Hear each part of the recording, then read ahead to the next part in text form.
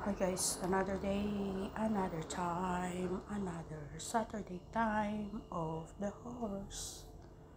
Today's episode, tayo ay gagawa ng request ni boss. Baon daw niya bukas, banana bread. At ito ang ating mga sangkap. Kaya pala hindi niya kinakain ang banana. Gusto pala ni Sir ang banana bread. Tara, gawan natin ng paraan.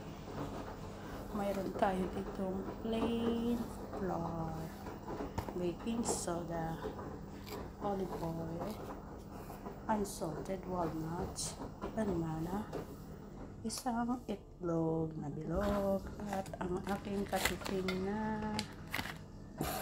butter.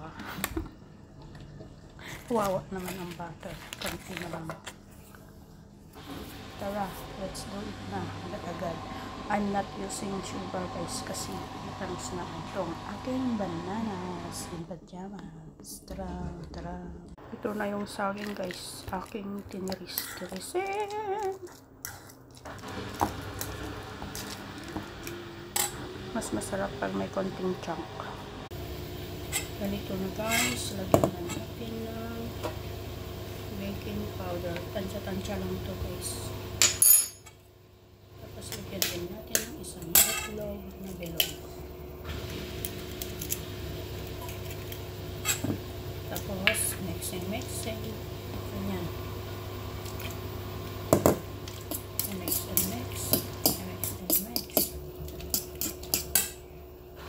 Tapos lagyan natin ng ito. Tansya-tansya lang guys. According to your own preference. Kung gusto mong moist siya, ito ang sekreto guys. Gusto ko yung saging a little bit chunky para daw may mabite. Wala lang. Pinaghalo ko na yung melted butter at saka olive oil. Lagay na rin natin. So ang kulay ng ating mga sangkap ngayon ay ano sa palagay nyo? Yellow. Ganito na guys, nandito na yung walnuts para mas crunchy at mas malinamnam. Ito na guys, lutuin na natin. Ito na guys, luto ng ating banana bread. Mainit-init pa. Baw.